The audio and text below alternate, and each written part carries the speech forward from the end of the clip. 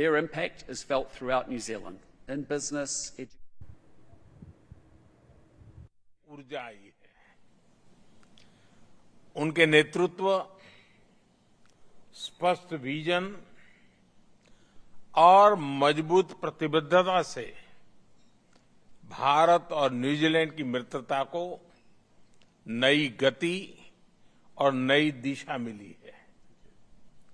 आज 40 वर्षों के बाद भारतीय प्रधानमंत्री की न्यूजीलैंड यात्रा हो रही है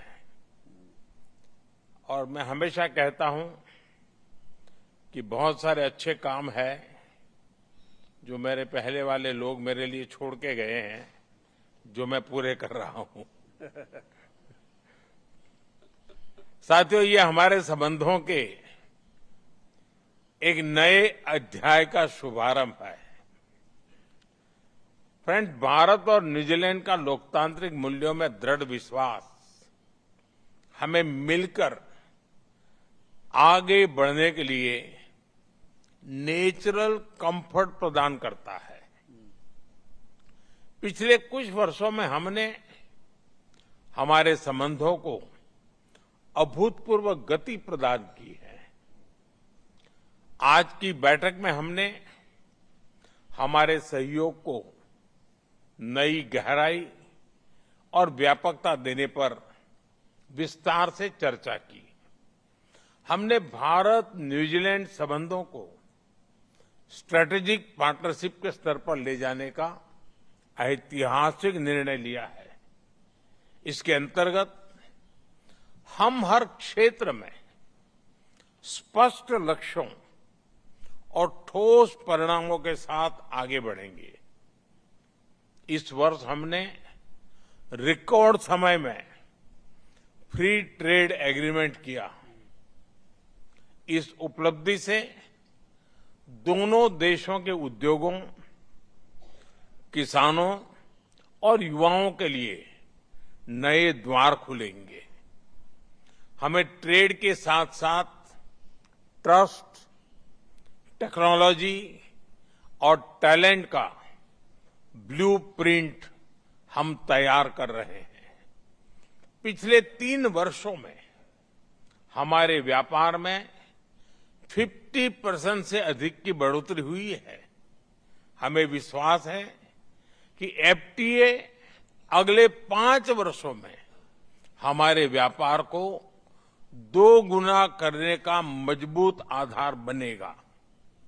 न्यूजीलैंड द्वारा भारत में $20 बिलियन के इन्वेस्टमेंट कमिटमेंट का भी हम विशेष रूप से स्वागत करते हैं।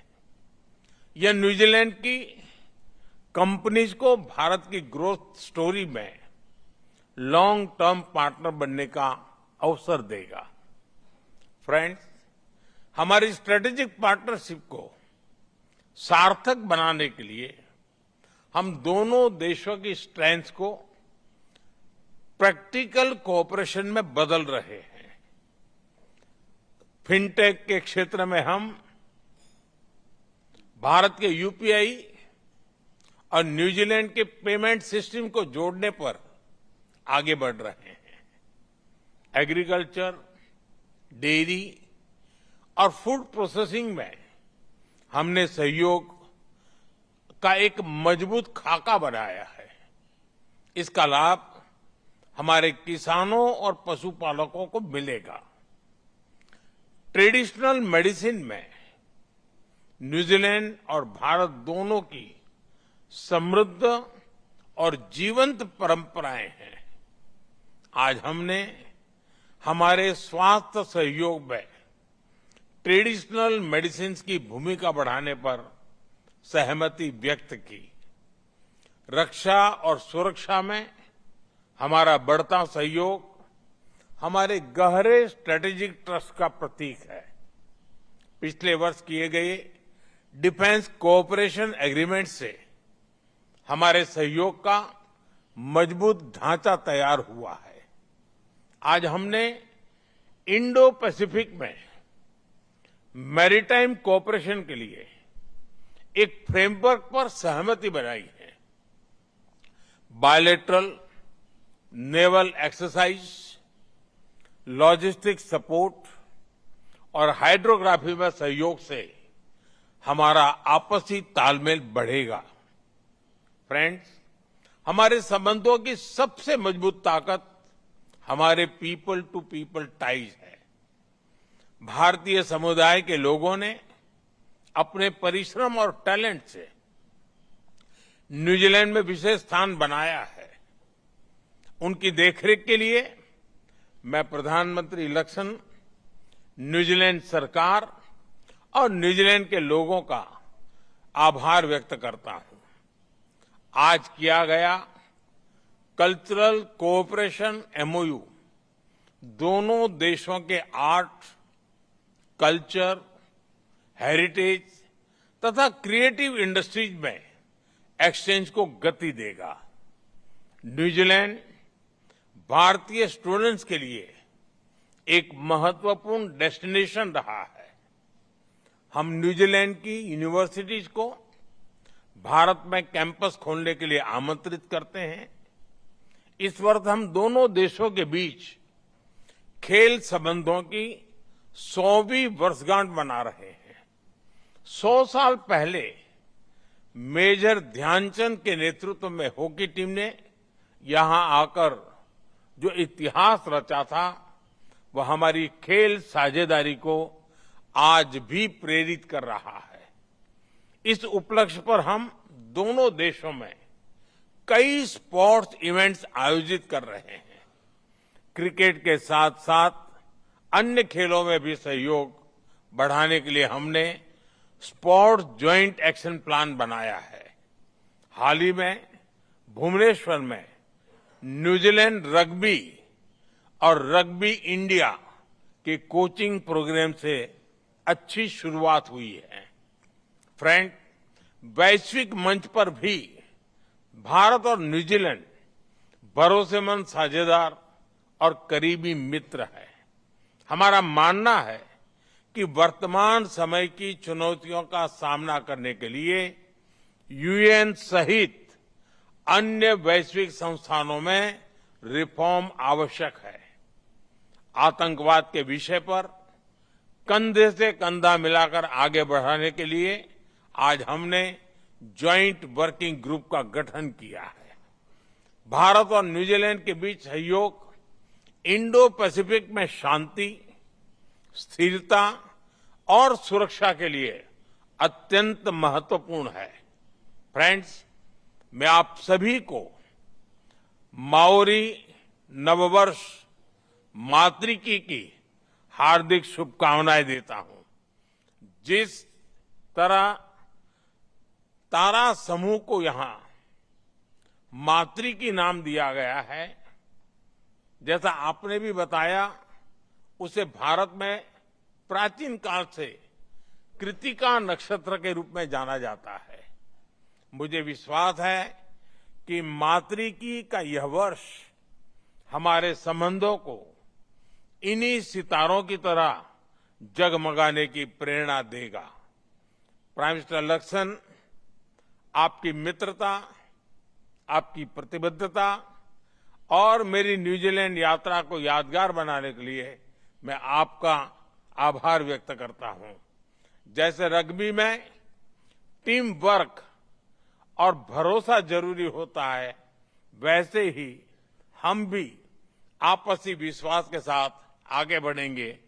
हम एक ही टीम में हैं, इसलिए टैकल केवल चुनौतियों को करेंगे। बहुत बहुत धन्यवाद।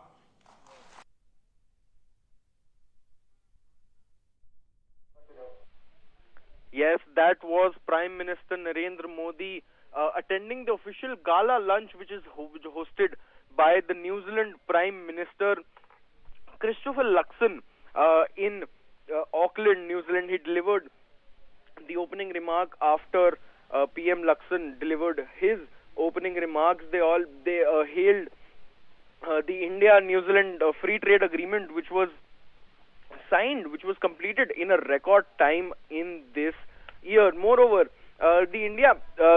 PM Modi has also announced that the India-New Zealand a strategic partnership has been announced in which India and New Zealand are raising the partnership from trade to uh, other areas also. But this what makes this meeting, what makes this visit to New Zealand historic is that this is the first visit of Indian Prime Minister in the past 40 years. The last visit to New Zealand by an Indian leader of government, by an Indian head of government, was 40 years ago. And the key agendas on PM Modi's on PM Modi's agenda during this visit were the signing of the India-New Zealand FTA, the conclusion of the India-New Zealand Free Trade Agreement, elevating India-New Zealand ties to strategic partnership, and he has also pushed for deeper India-New Zealand ties to strengthen the Indo-Pacific.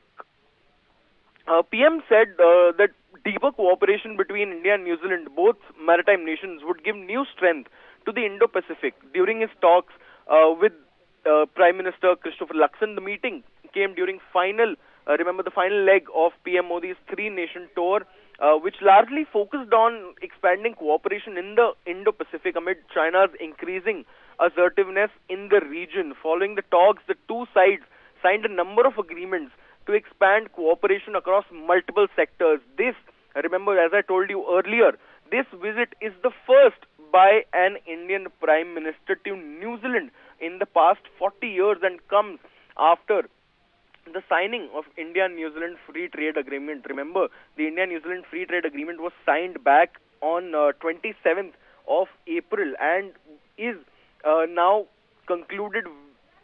Remember, India's bilateral trade with New Zealand stands at a staggering US $2.25 billion with the FTA and an almost tariff-free business environment.